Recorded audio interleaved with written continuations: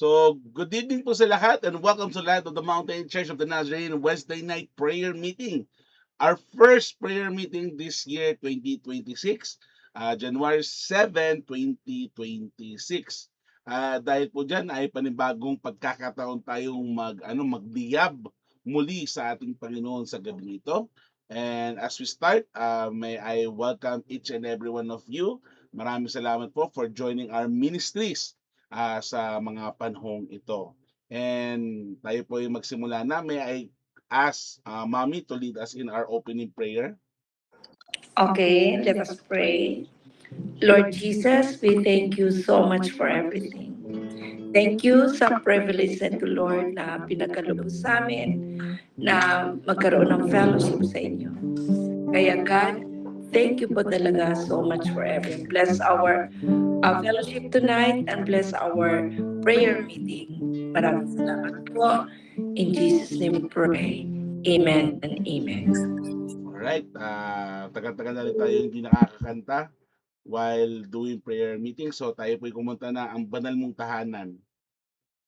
Ang puso ko'y dumudulong. Teka lang, wala yata sa tono. Ang puso ko'y dumudulong sa'yo. Nagpapakumbaba, nagsusumamo. Pagindapatin mo, ikaw ay mamasdan, makahinig ka at sa'yo ay pumisan. Suko'y dumudulong sa'yo, nagpapakumbaba, nagsusumamo. Pagindapatin mo, ikaw ay mamasdan, makahinig ka at sa'yo ay pumisan. Loobin mo ang buhay ko maging banal mong tahanan, luklukan ng iyong wagas na pagsinta. Daluyan ng walang hanggang mga papurit pagsamba. Magari ka, O Diyos, ngayon at kailanman. Loobin mo ang buhay ko maging banal mong tahanan, luklukan ng iyong wagas na pagsinta. Daluyan ng walang hanggang mga papurit pagsamba. Maghari ka, O Diyos, ngayon at kailanman. Maghari ka, O Diyos, ngayon at kailanman. Maghari ka, O Diyos, ngayon at kailanman.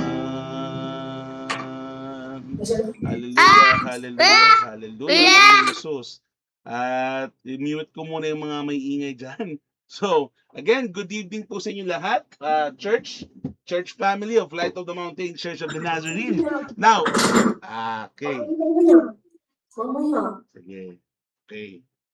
As we enter this new year, 2026, dapat maalala natin that we must po, kasi diba, nung new 2026, 2025 to 2026, masyado tayong busy.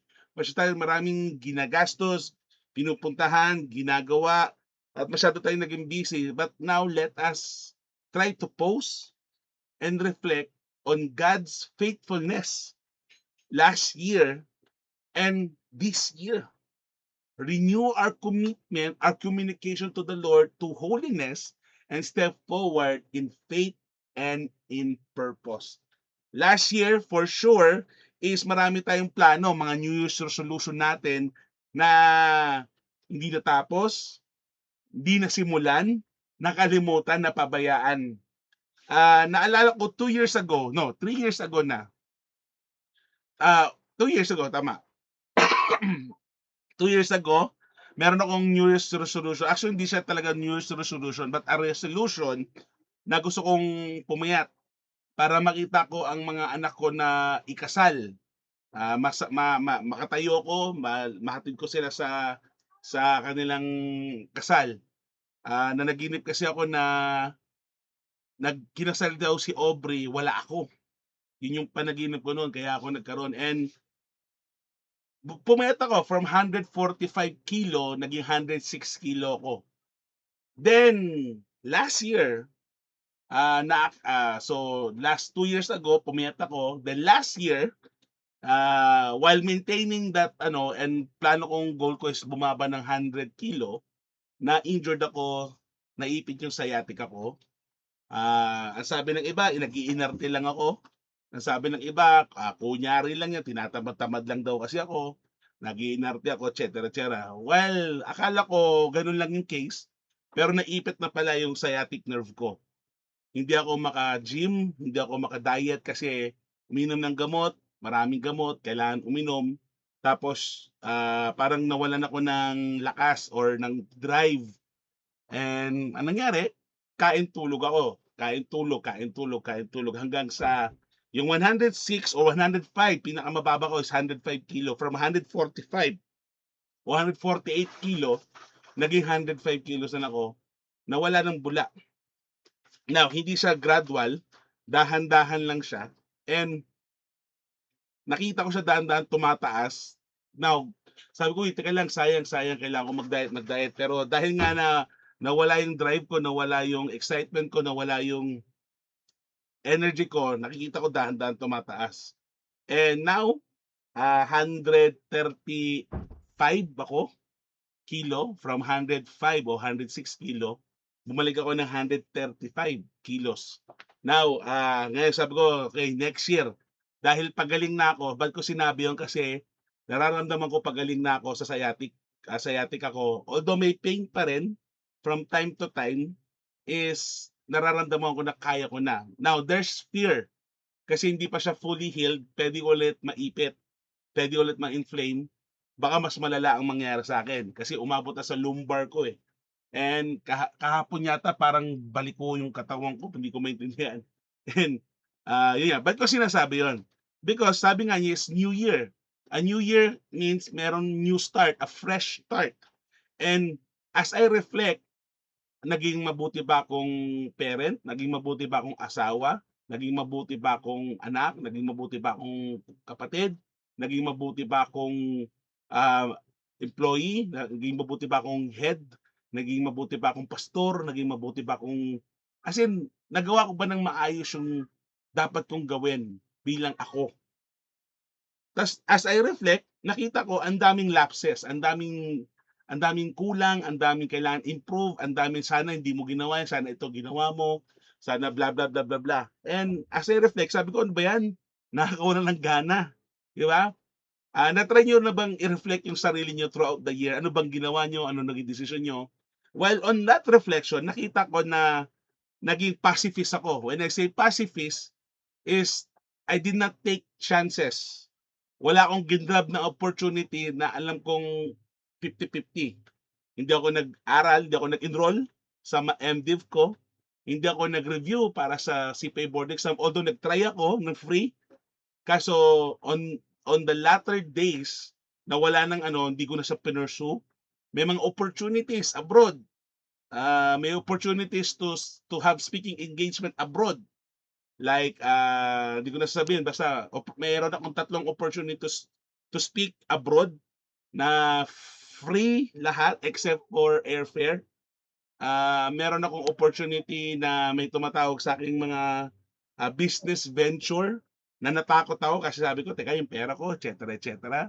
And marami akong hindi kinuhang risk na sana pala kinuha ko. So, tapos, did I improve myself?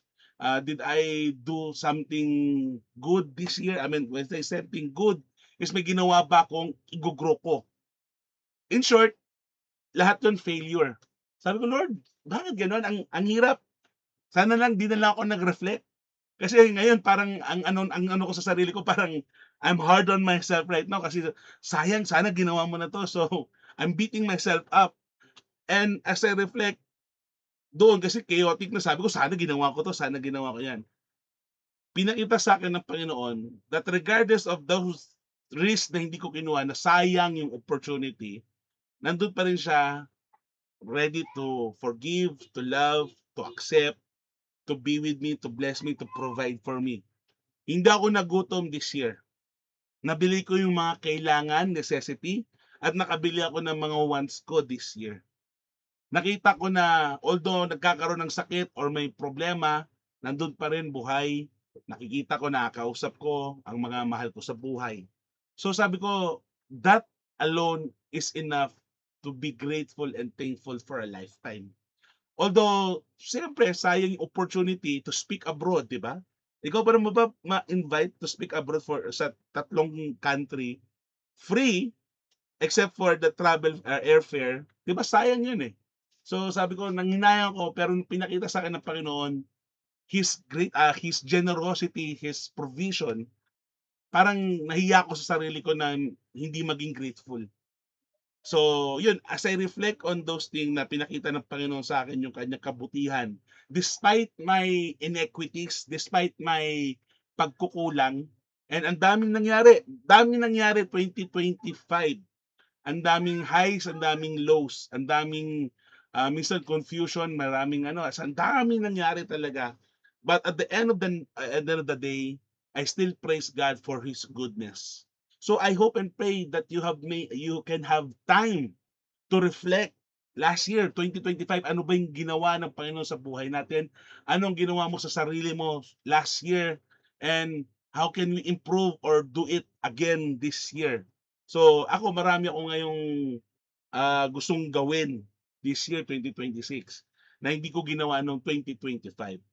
Like example, yung gusto kong ibalik yung yung drive ko na i-reignite yung makalakad ulit ako, maging healthy ako at makalakad ako pag kinasal si Aubrey, si Andre. So yan yung sa mga ko ngayon na ginagawa ko siya, but I tell you, ang daling sabihin, ang hirap gawin.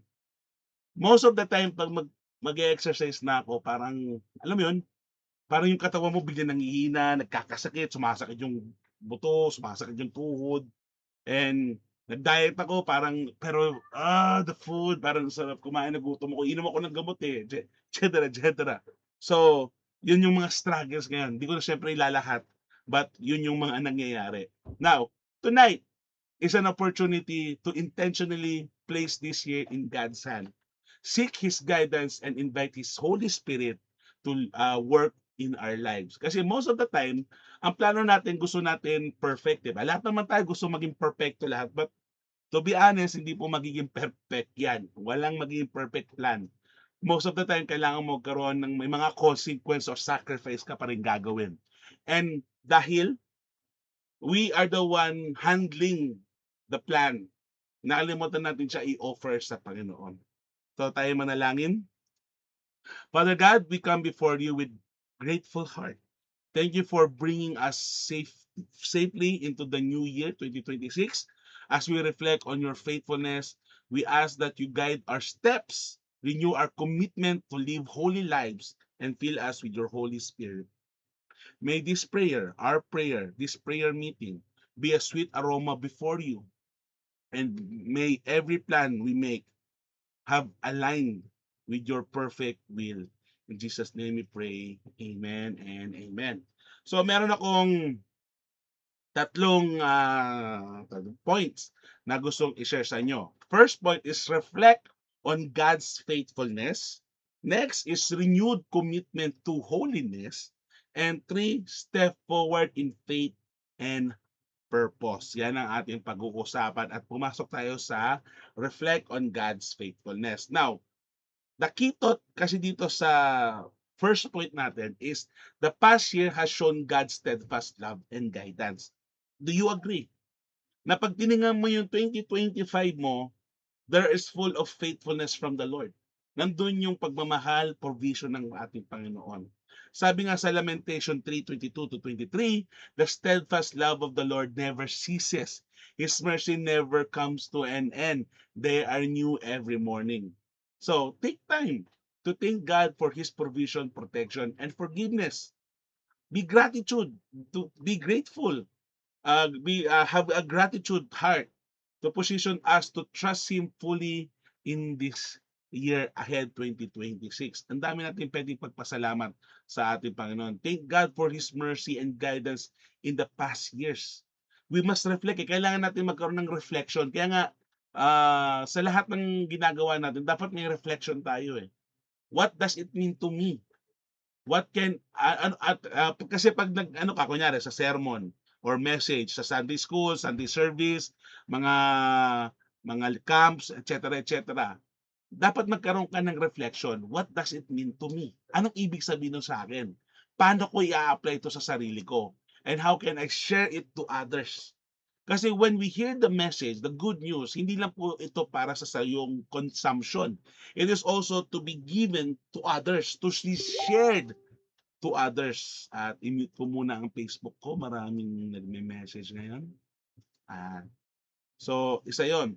So, reflect. Ano ba ibig sabihin ng reflect? Pag-isipan mo, pagbulay-bulayan mo, alalahanin mo lahat, tapos mag-reflect ka. Minsan, ang reflection, you don't have to say anything. You just have to be quiet and ano mo yung katulad ng ginawa ko, hindi naman ako nagtagal eh, parang 30 minutes, less than 30 minutes nag-reflect ako throughout the year. Siyempre, hindi ko na maalala lahat na nangyari sa 365 days, di ba?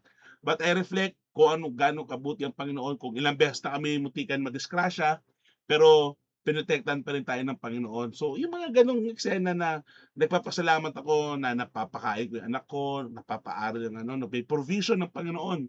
Kasi, to be honest, without God, without God's blessing in my life, wala talaga. Walang walang mangyayari. Walang mapupuntahan, walang magagawa ang buhay ko. I am a soul exhibition na dependent ako sa Panginoon because on my own effort, wala akong pwedeng mapuntahan, wala akong mapupuntahan. I am the testimony of dependency of the Lord. Dependent ako kay Lord eh. Hindi ako matalino, hindi ako mayaman, hindi ako magaling. Madiskarte ako, pero yun lang ang pwede kong sabihin, madiskarte lang. Pero wala akong, kung ako lang, walang mangyayari eh.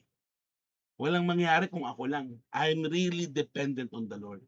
That's why ang gratefulness ko sa Panginoon talagang napakataas. Hindi ko kayang hindi magpasalamat sa Panginoon because my life in existence is a testimony of His faithfulness sa akin. So that's why I'm really grateful and thankful because on my own effort wala talaga. Wala talaga. On my own effort wala talaga. It is all glory to the Lord. Si Lord ang nagbe-bless sa akin. Kaya kung makikita niyo, uy, may binili si pastor, may napuntahan si pastor. Hindi po ako yun. Blessing ng Panginoon yun na ginagamit sa ibang tao para ma-bless ako. So, kung ako yun, wala talaga. That's why I'm really independent sa Panginoon. Wala talaga ako. Kung ako lang, wala po talaga ako. So, marami nagsabi, mayaman ka kasi. Hindi po ako mayaman. Nanay ko mayaman. Asawa ko masipag. Ako wala. Dependent lang ako sa Panginoon. Pero syempre, di naman tayo, gumagawa rin naman tayo ng trabaho kahit papano. Kahit papano. Okay. Number 2, renew commitment to holiness. Ngayon, throughout the year, for sure, nawala na yung commitment natin sa Panginoon. Tinatamad tayo. To be honest, to be frank sa inyo, minsan tinatamad ako mag-church. Minsan tinatamad ako mag-prayer meeting. At minsan, gumawa na nga ako ng extra effort para sa prayer meeting na napuna pa. Napuna pa. So, sabi, ano ba talaga ang gagawin ko? Extra effort ako, napuna pa. Pag hindi ako, mapupuna pa rin. Bakit ko sinabi minsan? Kasi minsan, alam mo minsan, ang mga pastor, kasi tao lang rin po. And minsan, pag nakikita mo, isa lang o dalawa lang pupunta, nakikinig, nawawala yung self-esteem ng pastor.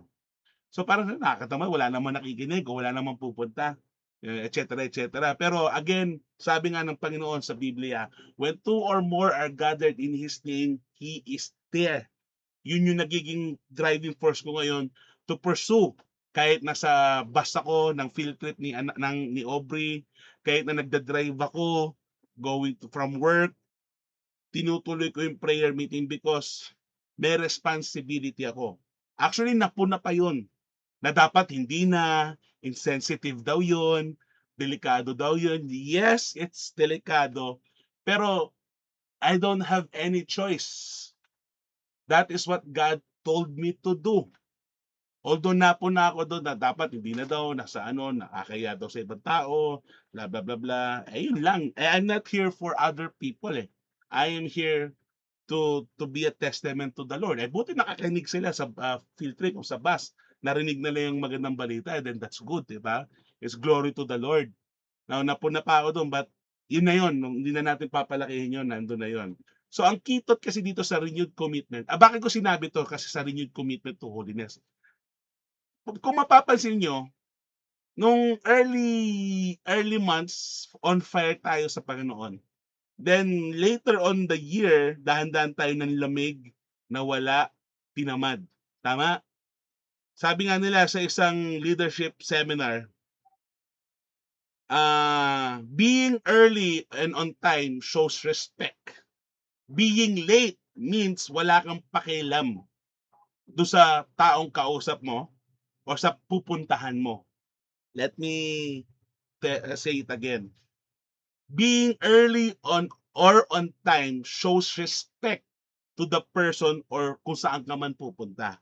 Being late means wala kang pakialam sa taong kausap mo o sa taong sa pupuntahan mo. Sabi ko, oh, okay yun ah. Sa school, ayaw natin malate. Pag sa work, ayaw natin malate. Sa field trip, ayaw natin malate. Sa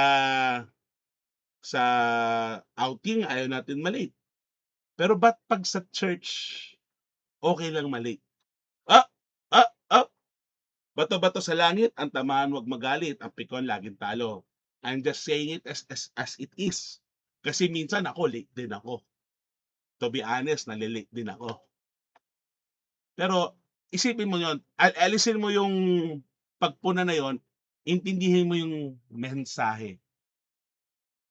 Di ba? Marirealize mo, o nga no. So, ang ibig ko lang naman sabihin doon is we have to renew our commitment to the Lord. Now, it's not just about going to church early. It's not about going to church early. It's about you going to God daily. It is you going to God daily. Kailan ka huling nag-pray ng totoo, tama at ng maayos na hindi nagmamadali? Kailan ka ulit nagbasa ng Biblia hindi dahil meron kang assignment or may kailangan kang ano, kung hindi gusto mo lang kausapin ng Panginoon? Kailan?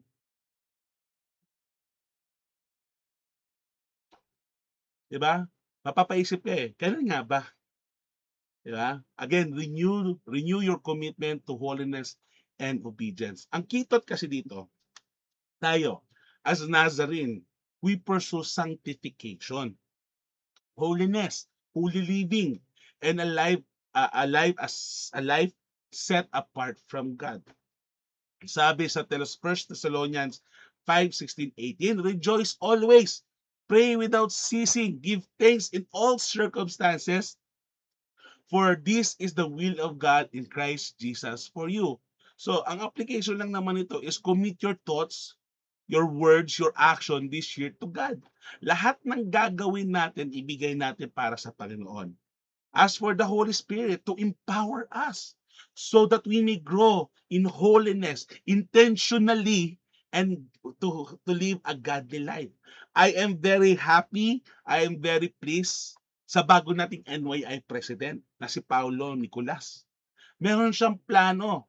And I really want to support this kid kasi noon pa man nakita ko na although pa totoy-totoy at paano-ano pa to noon, I saw great potential. Sinabihan ko na sa kanya, I saw great potential sa iyo sa leadership mo. Ano pa siya nito? High school. Oh, high school pa siya nito. Totoy pa siya nito, sinabihan ko siya noon eh. And now he is nandiyan na siya sa leadership position ng NYI. I'm very happy and excited sa kanyang gagawin. So, meron na po kami plano. May first plan na kami.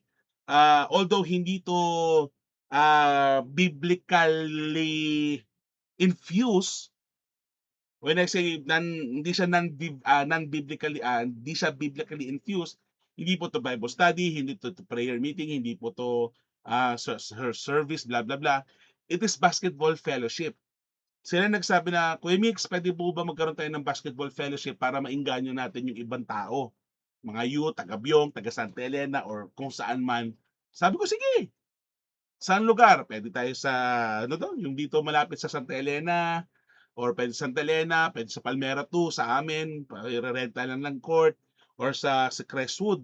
Sabi ko, wag lang dito sa Brittany kasi pangit ang court dito. Sabi ko, go. I will support you. And ang ganda ng plano niya, although hindi pa solid yung plan, may plano na siya. And sabi ko, I will support you. At nakita ko yung commitment niya to gusto niyang i-pursue. Kaya nga, please pray for him, sa kanyang ano, kasi bago pa lang siyang leader sa NYI. But ano naman siya, na-train naman, although minsan papitik-pitik kasi nga busy sa school, busy sa ano.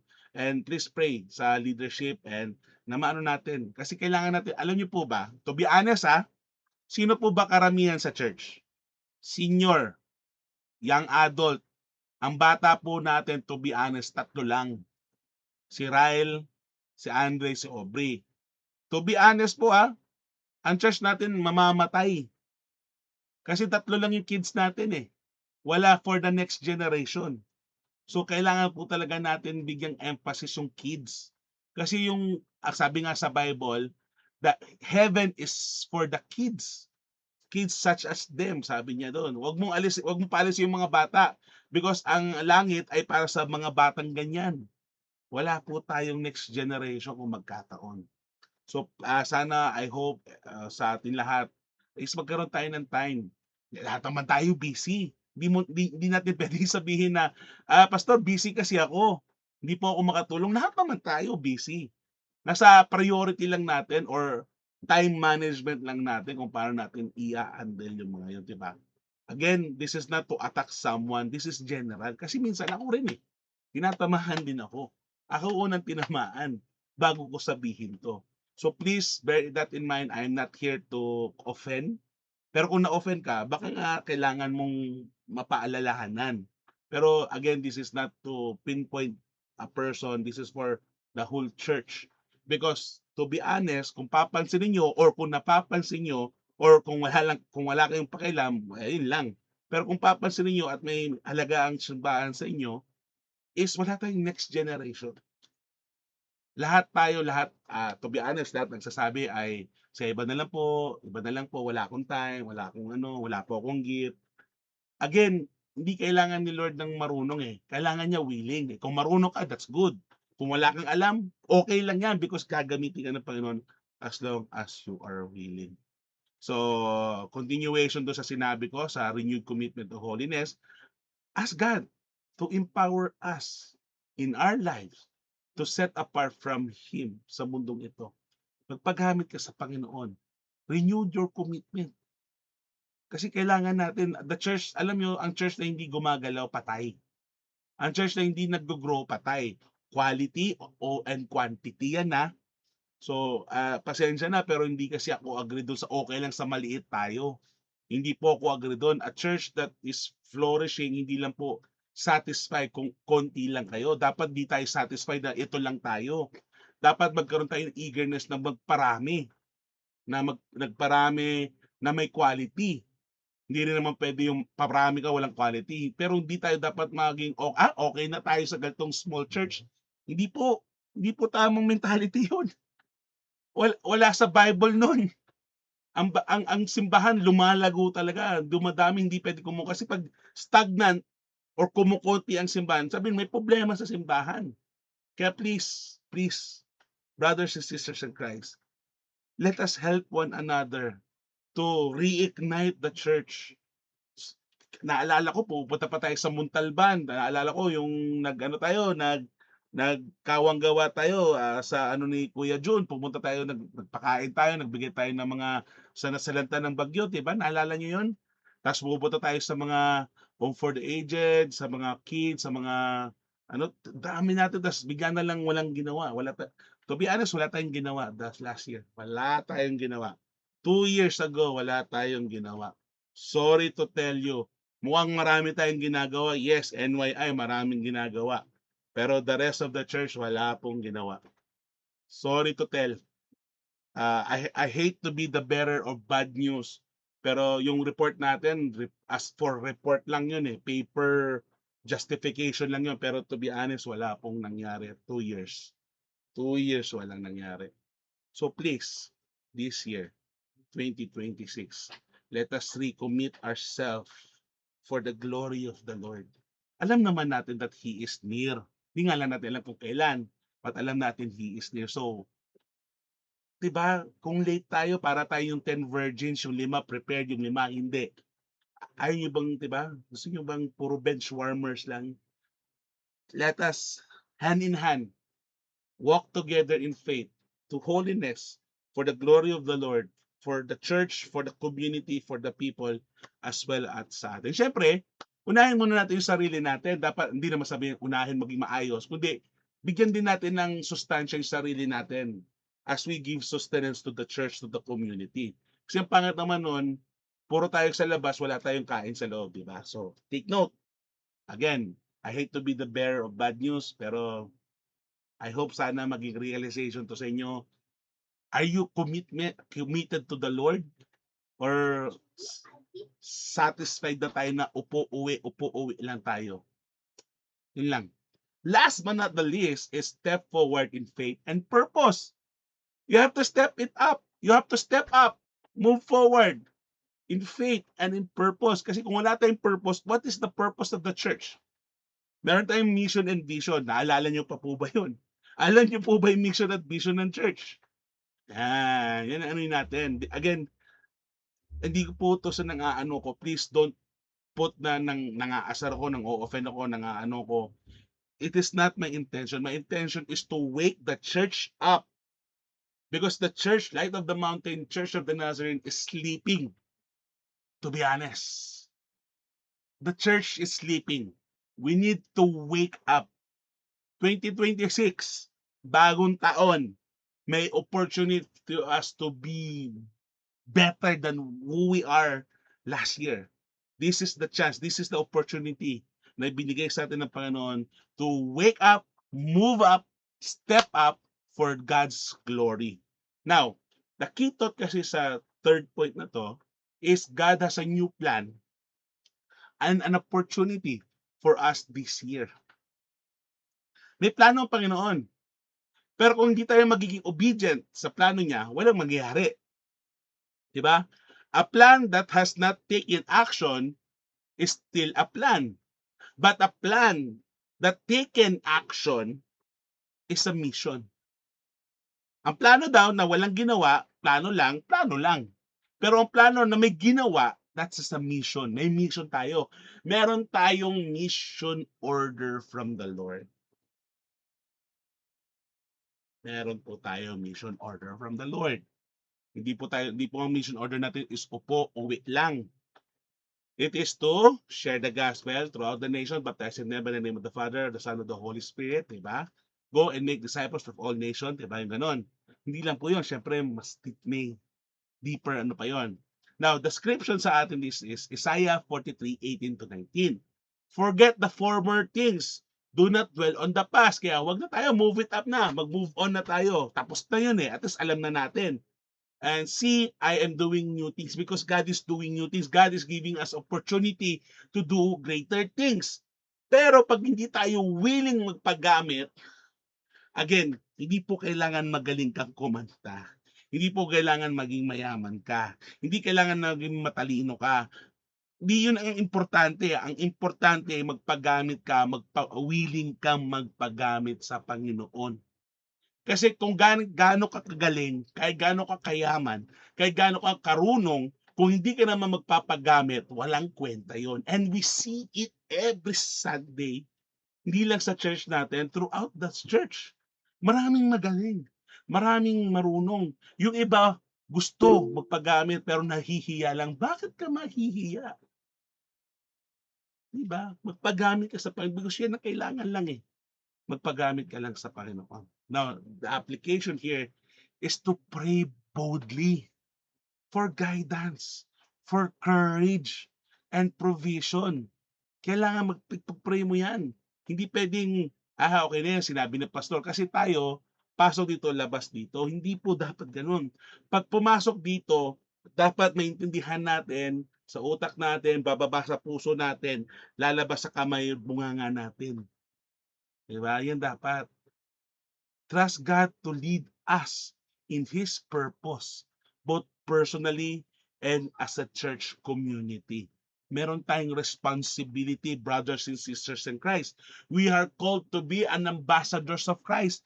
Meron tayong responsibility hindi lang sa personal natin, kundi sa family natin, hindi lang po sa family natin, kundi sa community natin, hindi lang po sa community natin, but sa national natin, hindi lang po sa national natin, kundi sa nationwide po natin, world, hindi lang po pang atin, kundi sa buong anuhan ng tao. Now, trust God for the new opportunities and challenges ahead. Now, as we do that, kailangan ipag-pray din natin na bigyan tayo ng strength, ng courage. Kasi syempre, to be honest, nakakaya naman talaga. Diba? Kakanta ka, katulad ko, hindi naman po talaga ako magaling kumanta. Kumapal na lang yung mukha ko, kakakanta kay ganito yung boses ko. Hindi po talaga dapat ako singer. Di ba? Hindi po talaga dapat ako singer. Pero nagpapagamit ako sa Panginoon. Aanuhin mo yung magaling boses nga, pero hindi naman magpapagamit. Now, again, brothers and sisters in Christ, may 3 points tayo, ha? Number 1, reflect on God's faithfulness. Number 2, renewed commitment to holiness. Number 3, step forward in faith and in purpose. So the conclusion sa mensahe natin ngayong gabi is simple lang.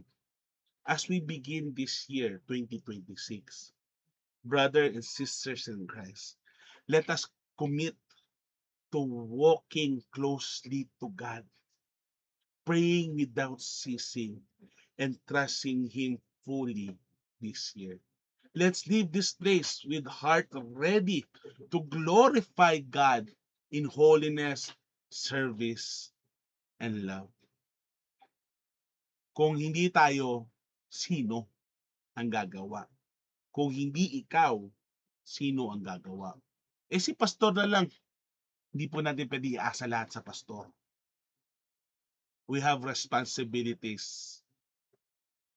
And most of those responsibilities will take sacrifices. And usually, yung sacrifices and consequence kasi yung nagiging hadlang para magpagamit sa Panginoon. Pero bakit? Diba? Bakit? If God is with us, who can be against us? Let us pray. Heavenly Father, we thank you for the gift of New Year. May your Spirit guide us, protect us, and empower us to live holy and fruitful lives.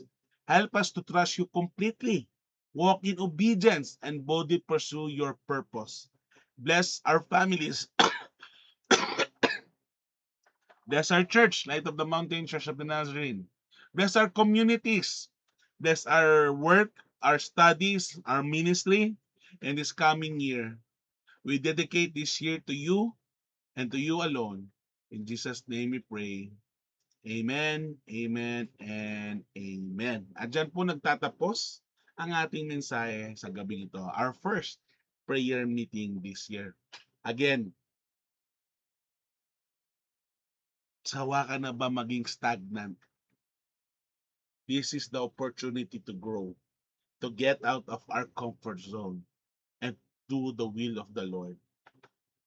Brothers and sisters in Christ, let us move up, move forward to give glory to the King of Kings and Lord of Lords. Tayo po ngayon ay dadako sa prayer request. May I ask our Board of Steward to lead us in prayer, and I will close us in our prayer this evening. So, Board of Steward, Mami, pwede ikaw ang mag-lead? Okay. Okay, pasulat ang iyong mga prayer request para ipag-pray natin. Okay, prayer request para maano natin.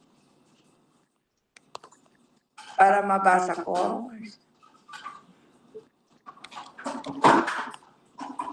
Okay, so tuloy-tuloy nyo ha. Uunahin ko lang natin. Okay, let us pray. Lord God, thank you po talaga so much for everything. Alam namin, Lord, sinabi mo na when 2 or more are gathered in your name, you are in our midst. Naniwala kami, Panginoon, na kasama ka namin ngayon. Kaya Lord, we lift up to you all our prayer requests. Ang prayer request po ni Sister Christine, long and healthy life sa kanya at saka sa family niya. That God may bless us with strength, vitality, and long, satisfying life. And then complete healing daw para sa akin. Then complete healing para kay Mickey. Sa completion of our task, lalo na sa fraud audit namin year-end na tinatapos pa namin ngayon, Panginoon. Tulungan mo na mabigyan ng wisdom ang mga staff para ma-final na ang report. And then ang company outing na pinagpaplano po ng office, sana magkaroon ng safe travel ng mga staff, God's protection and guidance, covering and protection throughout the entire trip. Sa April po ito gaganapin, Lord. And wisdom and strength of work that God may empower sa Kanya that daily with clarity, excellence, and resilience. And then God's protection sa Kanya at saka sa loved ones. Then financial and daily provision, good weather para sa company outing. And then church anniversary sa June and more clients to close this year. Dito naman kay Sister Mercy, good health and God's protection sa everyone, daily and financial provision, God's sustaining grace ng Diva, Di Guzman, and Galapon family, and then sa Philippine government economy at sa GN Sport. Tulungan mo, Panginoon, ang mga prayer request nila, Lord. And then kay Brother Alex at saka kay Sister Mildred, good health para sa pamilya nila and guidance, Panginoon. Kaya Lord, ipagkaloob mo po sa kanila ang kanilang mga prayer request. Then kay Sister Mila, prayer request niya, ingatan ang family niya, lalo na Panginoon, malayo siya sa kanyang pamilya. Mga anak niya na malayo na sa trabaho, at saka apo niya, ang alaga din niya, Panginoon, tulungan mo rin, Panginoon, na magampanan niya lahat ng mga assigned tasks na ginagawa niya ngayon. Kaya patubayan mo po si Sister Mila. And then si Sister Connie, good health ng family, lalo na itong Panginoong sister na to, malayo din sa kanyang pamilya. Kaya Lord, tulungan mo siya, Panginoon, na mai-provide niya ang needs ng kanyang family. At saka ang prayer request ko po, Lord, ay good health para sa lahat, wisdom for all of us, Sunday school, na sana marami ang maka-attend sa Sunday school, lalo na maganda na ang aming topic ngayon, Panginoon. At saka worship service, Lord, na magiging maayos ang maraming makarating at saka makikinig sa service ng lalo na sa mga sinishare ni Pastor John Ray. At saka dinadalangin din ni Brother June, pag-pray daw si Patrick, merong ubo at lagnat. Lord, dinadalangin namin na tulungan mo po na magamot ang sakit ni Patrick, lalo na ngayon, usong-uso ngayon ang ubo, lagnat sa kasipon, Panginoon. Kaya, Lord, tulungan mo siyang gumaling, Lord. At saka ang prayer request din ni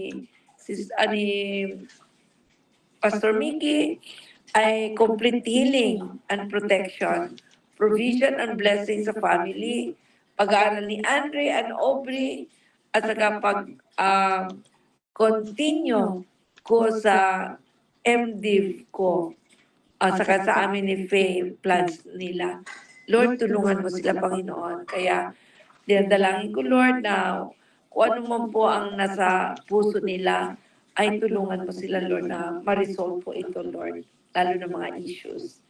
At saka kay Faye naman, Lord, daily provision, good health, strength, wisdom, guidance sa study ni Andre, ni Aubrey, at saka long patience, lalo na lumalaki na po ang mga bata, Lord. At saka matitigas na rin ang mga ulo. Kay Lord, tulungan mo na makayanan nila itong i-resolve, Lord. Tulungan mo rin si Andres kasi Aubrey na maging mahinahon, hindi magiging, Lord, sobrang malikot. Kaya, Panginoon, alam ko na hindi mo po pababayaan si Taripi, lalo na si Taripi siya nag-alaga sa mga bata, si Faye at saka si Mickey, Lord. Tulungan mo po sila, Panginoon, na makayanan nila ito, Lord. At saka sa iba pa, Panginoon, na hindi nagbibigay ng prayer request nila. Kaya ang wala dito, Lord, si Sister Flor, ang kanyang prayer request ay nakasulat. Prayer request po ni Sister Flor ay thanking for all the blessing received for 2025. Thank you so much for the Christmas gift and New Year's gift for me. Continues to blessing sa kanya for 2026 and good health sa kanya at sa kanyang loved ones, Panginoon.